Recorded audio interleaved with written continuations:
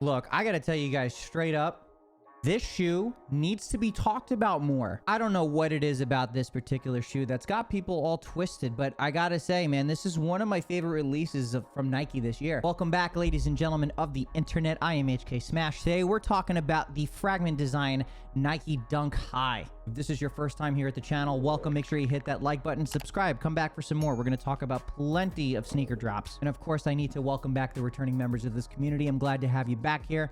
Of course, you guys got to make sure you don't leave this video till you hit that like button. I'm going to start by asking you guys a question, and maybe you can clarify it in the comment section. What is it about this shoe that people don't like? I'm having a hard time understanding why the shoe hasn't gotten the respect that I think it deserves. Now, obviously, everything that I like to talk about is clearly an opinion, so I want to make sure I respect people's opinions if they simply don't think the shoe is all that, or they just don't like the design, whatever the case may be. I want to make sure I respect that. What I'm just having a hard time understanding is that I think this shoe just checks off all of the marks that I'm looking for when it comes to a Dunk High. I've had these shoes for a few weeks. I've worn them a handful of times, put them through the ringer, and I gotta say, it's a comfortable shoe to wear. I also want to make sure I get this out of the way quickly. We all know that Nike's quality control has been abysmal. It's been awful. I don't know what it is. I'm sure there's plenty of excuses and reasons why they haven't been able to get their quality control up, but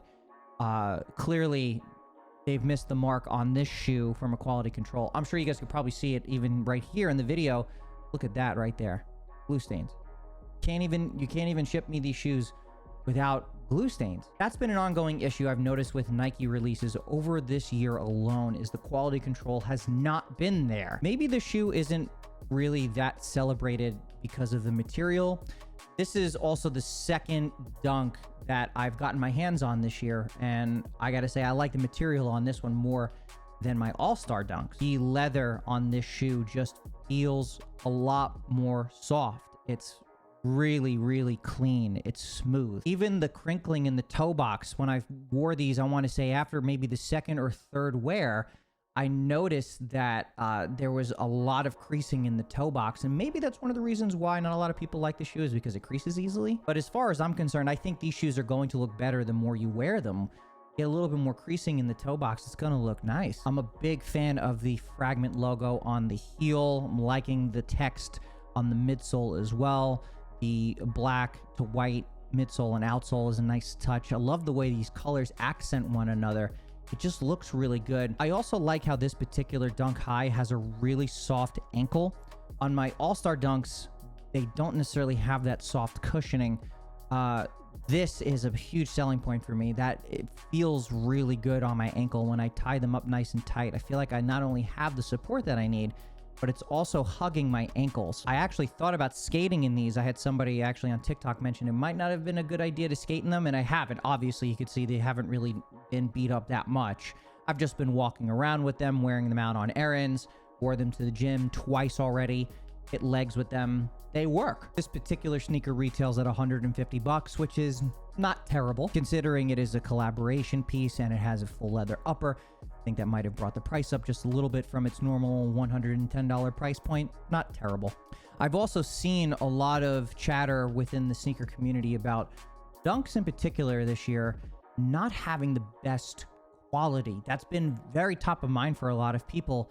I'm seeing a lot of discussion about why people are buying reps over the real versions of these shoes, because the reps tend to have a better quality. Now, obviously, I don't have any reps, so I can't necessarily speak to the quality difference between the two. But if anything, that should be a telltale sign that Nike really should change the type of materials that they're using in their shoes. What's even crazier is that the margins of profit that resellers are able to get on those dunks is pretty crazy. I mean, it's really the perfect storm. You've got a sneaker that starts anywhere between $100, $110, and they're going for upwards $250 to $350 on average. That's great profit margins for those resellers. But I'm going to be honest with you, I don't think any of those dunks really are really justified at that price point. At least for me, there's no way I can see myself spending upwards of $300 on a pair of $100 shoes, especially if the quality isn't there. And oddly enough, this is not my first pair of Fragment Dunks. I ended up getting a second pair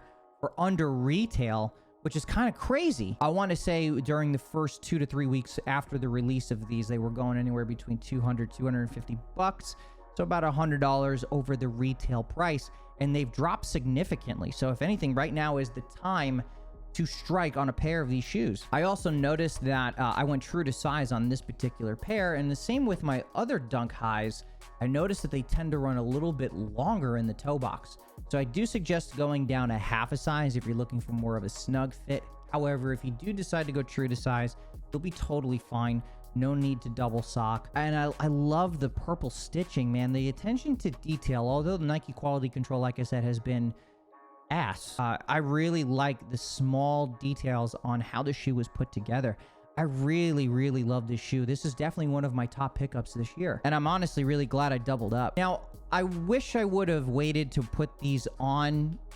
I would have actually liked to put these on ice, which I might end up doing anyway, and then use that size 9.5 that I have coming in shortly, which I'm sure by the time this video releases, I'll have those in hand. I honestly think this shoe is going to get the respect it deserves at a later time. I have a gut feeling that after Travis Scott and Fragment drop their one highs and lows, these shoes are going to be the next ones to go up. And I only say that because I think there's the chance that, you know, obviously people are going to miss out on both of those shoes.